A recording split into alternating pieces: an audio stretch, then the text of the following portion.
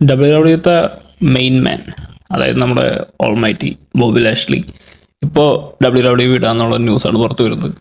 അദ്ദേഹം ഡബ്ല്യു നല്ലൊരു രീതിയിലാണ് വിൻസിൻ്റെ കീഴിൽ ബുക്ക് ചെയ്തിട്ടുണ്ടായിരുന്നത്.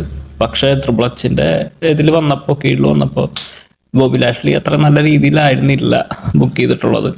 ബോബി ലാഷ്ലി മറ്റേ സ്ട്രീറ്റ് പ്രോഫിറ്റ് ആയിട്ട് കുറച്ച് നമ്മുടെ ഒരു സ്റ്റേബിൾ ഉണ്ടാക്കി. പക്ഷേ അതധികം നല്ല രീതിയിൽ യൂസ് ചെയ്യാൻ നമ്മുടെ ട്രിപ്പിൾ പറ്റിയില്ല. അതങ്ങനെ ഒരു സ്റ്റേബിൾ വന്നപ്പോൾ ഒരുപാട് പ്രതീക്ഷ ഉണ്ടായിരുന്നു. കാരണം നമ്മുടെ ഹാർഡ് ബിസിനസ് പോലെയൊക്കെ ആവും എന്നുള്ളൊരു പ്രതീക്ഷ ഉണ്ടായിരുന്നു.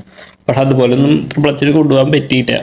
പിന്നീട് ബോബി ലാഷ്ലിനെ അങ്ങനെ യൂസ് ചെയ്തിട്ടില്ല. യൂസ് ചെയ്യുന്നതും ഓരോ ക്വാളിഫിക്കേഷൻ മാച്ചിനൊക്കെ വെക്കും. പക്ഷെ ആള് എപ്പോഴും ഫെയിൽ ആവും. സോ നമുക്കറിയായിരുന്നു ഇങ്ങോട്ട് പോകുന്നില്ല എന്ന് മനസ്സിലായിട്ടുണ്ടായിരുന്നു. അതുപോലെ തന്നെ ഇപ്പോൾ ന്യൂസ് പുറത്തേക്ക് വരുന്നുണ്ട് നമ്മുടെ ബോബി ലാഷ്ലി വിട്ടുന്ന്.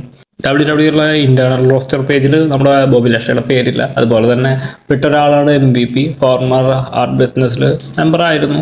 അതുപോലെ ടമീന വിട്ടിട്ടുണ്ട് WWE. സോ ഹാർട്ട് ബിസിനസ് വീണ്ടും നമ്മുടെ AEW അല്ലെങ്കിൽ TNA വരാനാണ് എനിക്ക് ആഗ്രഹം. നമ്മുടെ ബോബി ലാഷ്ലി ഷെൽട്ടൺ ബെഞ്ചമിൻ ഇപ്പോൾ ഫ്രീ ഏജന്റ് ആണ്. അതുപോലെ തന്നെ MVP ഉണ്ട്. സോ എനിക്ക് ട്രിക് അലക്സാണ്ടറും കൂടിയുള്ള ട്രിക് അലക്സാണ്ടർ അതുപോലെ തന്നെ നല്ലൊരു ടാലൻ്റാണ്. പക്ഷെ ഇതുവരെ WWE നല്ല രീതിയിൽ യൂസ് ചെയ്തിട്ടില്ല.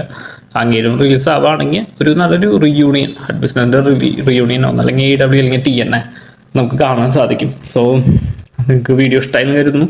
വീഡിയോ ഇഷ്ടമായിട്ടുണ്ടെങ്കിൽ ചാനൽ സബ്സ്ക്രൈബ് ചെയ്യാം. Okay, by.